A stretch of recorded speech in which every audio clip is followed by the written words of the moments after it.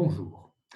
Comment la tradition prophétique considère-t-elle ou assume-t-elle la part sombre de la création, sa violence, les souffrances, les handicaps? Eh bien, nous voyons cette dimension dans le deuxième Isaïe, en particulier, par exemple, sur le chapitre 45, versets 6 et 7. Je cite: Je suis Yahvé, il n'y en a pas d'autre. Je façonne la lumière et je crée les ténèbres. Je fais le bonheur et je crée le malheur. Et nous avons ici quelque chose d'assez étonnant. C'est moi Yahvé qui fait tout cela. Donc, cette idée qu'il n'y a pas un Dieu du bien et un Dieu du mal, mais que nous sommes ici, dans cette expérience d'un Dieu créateur, face à l'affirmation que c'est Dieu et lui seul qui est à l'origine de toute chose, de la lumière et des parts d'ombre que, en formant la lumière, eh bien, ces ombres se créent. Il y a ainsi dans cette reconnaissance d'une dimension sombre de la création, dans sa violence, un thème qui est abordé avec aplomb et avec confiance. Seulement, il ne s'agit pas non plus d'une résignation face à l'existence du mal. La puissance créatrice de Yahvé, si elle englobe tout, donc y compris les ténèbres et le malheur de l'histoire d'Israël, elle ne reste pas indifférente à cette faiblesse et à cette fragilité. Nous voyons par exemple cela dans le troisième Isaïe, donc par exemple au chapitre 65, versets 17 et suivants. Le chapitre 65, versets 17 et suivants. Voici que je vais créer les cieux nouveaux et une terre nouvelle.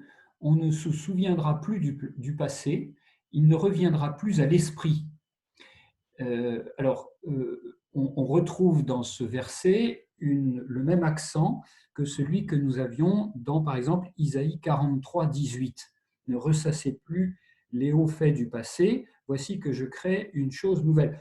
Il y a quelque chose un événement qui va éclipser les hauts faits du passé, qui sont les épisodes déterminants, donc notamment de l'Exode et de l'Alliance dans l'histoire d'Israël. Soyez pleins d'allégresse et exultez éternellement de ce que moi je vais créer.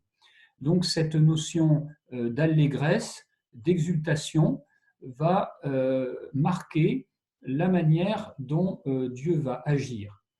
Et la Tob traduit: au contraire, c'est un enthousiasme et une exultation perpétuelle que je vais créer. En effet, l'exultation que je vais créer, ce sera Jérusalem, et l'enthousiasme, ce sera son peuple.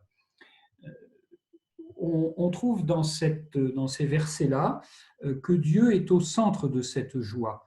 J'exulterai en Jérusalem, en mon peuple, je serai plein d'allégresse, et l'on n'y entendra plus retentir les pleurs et les cris. Et voyons comment cette joie va se réfracter sur le malheur du monde. Et ce beau verset Isaïe 65, 20, là, plus de nouveau-nés qui ne vivent que quelques jours, ni de vieillards qui n'accomplissent son temps, car le plus jeune mourra à l'âge de 100 ans, et c'est à 100 ans que le pécheur sera maudit. Donc on voit que cet intéressant verset souligne que dans la création nouvelle, la bonté de Dieu va s'appliquer à chasser, à effacer les malheurs, la violence de ce monde, la fatalité, si je puis dire, de la mort, de l'innocent, et même va donner de longs jours, y compris au pécheur. Le pécheur sera maudit à 100 ans.